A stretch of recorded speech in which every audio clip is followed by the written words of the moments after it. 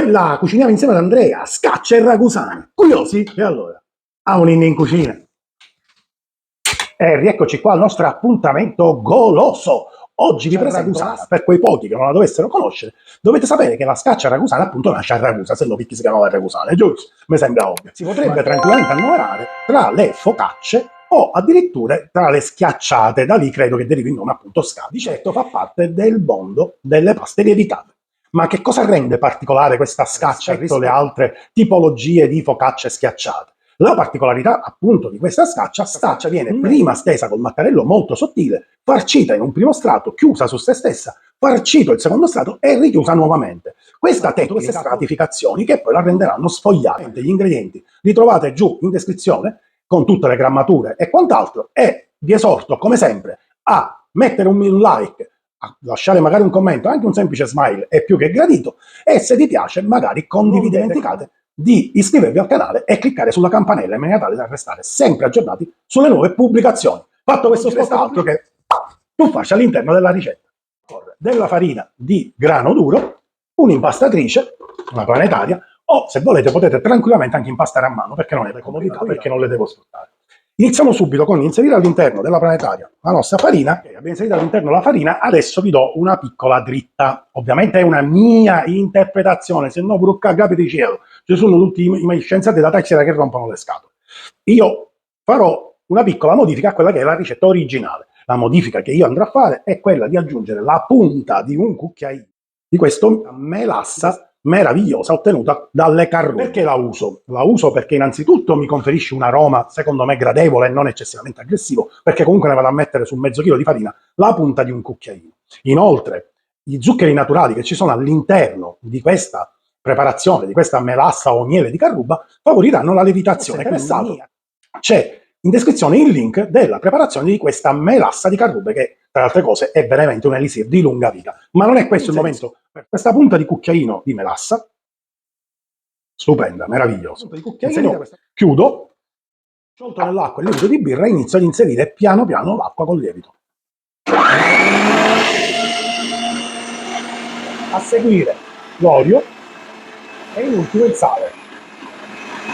Il nostro impasto è fatto, si è incordato. Infarinate una spianatoia, mettete giù l'impasto, facciamo qualche piega così, senza nessuno sforzo. La pirliamo, la reinseriamo nel contenitore, torcione sopra e facciamo raddoppiare l'impasto. Ok, il nostro impasto sta lievitando, andiamo a fare le farciture. Ogni famiglia di Ragusa e tutto, diciamo, l'Interland ha la propria ricetta delle scacce. Per cui andare a codificare un'unica ricetta è un po' complicato. Le basi sono quelle che io vi ho appunto in descrizione, però poi, come vedete, io ho aggiunto la melassa di carruba, qualcun altro aggiungerà, che so, un cucchiaino di miele. Su una cosa non si può prescindere, che è quella appunto della tecnica di farcitura e di chiusura cosiddetta. Poi la farcitura e gli impasti, diciamo, sono un po' free, diciamo pure così. Sull'impasto si è un po' più rigidi, ma sulla farcitura addirittura facete chi volete. Io oggi vi presenterò classica farcitura, quindi quella con salsa di pomodoro e altri ingredienti, e poi ne farò una bianca. Quella bianca è a base ricotta di pecora con una piccola presa di sale e pepe, possibilmente macinato al momento. Subito dopo andremo ad inserire un filo di olio evo e dell'origano siciliano.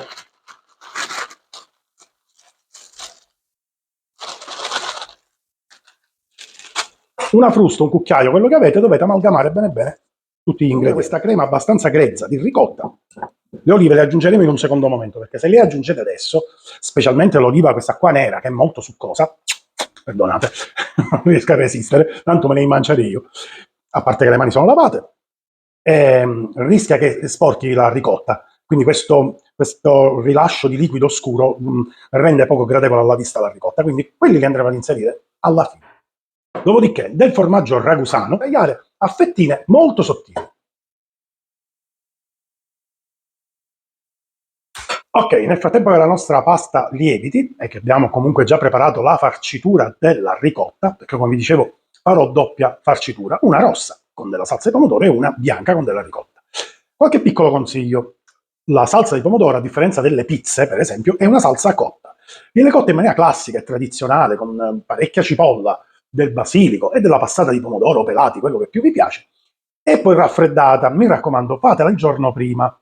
Questo per evitare che mettere su una pasta lievitata una salsa calda rischia che la pasta si sfaldi completamente e non otteniamo il risultato che desideriamo. Stessa cosa dicasi per la ricotta. La ricotta è consigliabile, visto che stiamo parlando comunque di ricotte fresche di pecora, di farla sgocciolare la sera prima in frigorifero, mettendolo magari all'interno di un colaparciture. Vi potete veramente sbizzarrire, farcirle come più vi piace. La ricotta che avete visto poco fa, condita in quel modo, ma nulla toglie che volendo potete aggiungere per esempio dei tocchettini di salsiccia, della pancetta affumicata, del guanciale, degli spinaci, dei giri, dei capolicelli, insomma veramente vi potete divertire. Per esempio un altro condimento molto interessante è quello con la cipolla di giarratana.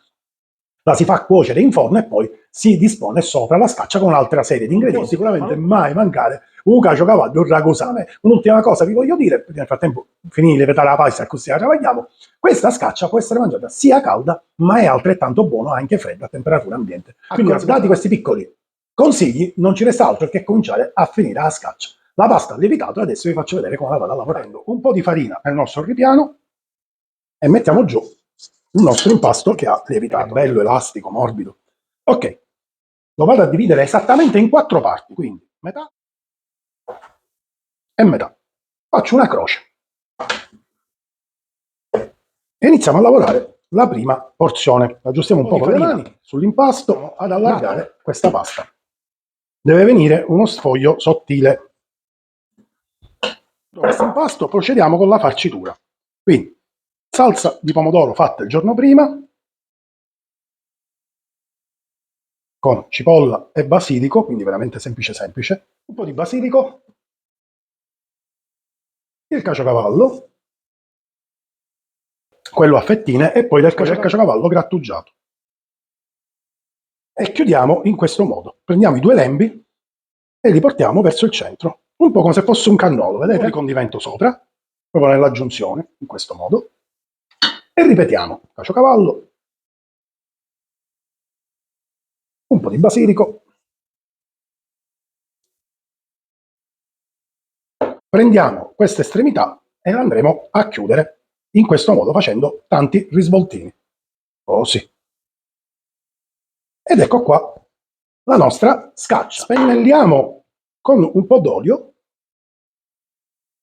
e la andiamo a riporre su una teglia foderata da carta forno.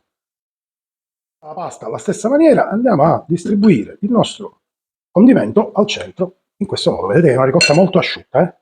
Le olive che abbiamo denocciolato poco fa, le nostre belle fettine di caciocavallo, le acciughine, quelle classiche sott'olio, del caciocavallo grattugiato, basilico per profumare il tutto, e procediamo alla chiusura esattamente come abbiamo fatto poco fa, chiudendo questi 2 lembi, mettendo su un po' di ricotta e passiamo alla chiusura.